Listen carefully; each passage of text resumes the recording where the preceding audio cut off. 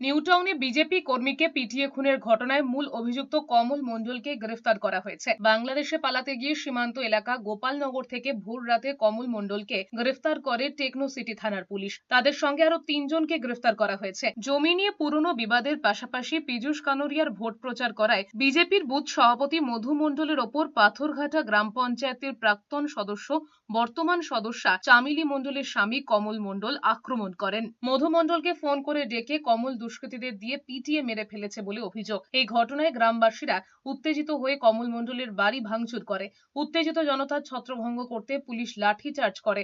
ঘটনাস্থলে আসেন বিধায়ক পীযূষ কানুরিয়া। অবিলম্বে কমল মণ্ডলের গ্রেফতারের দাবি করেন। রাতারাতি পুলিশের জালে ধরা পড়ে বালিগুড়ির খুনের ঘটনার মূল অভিযুক্ত।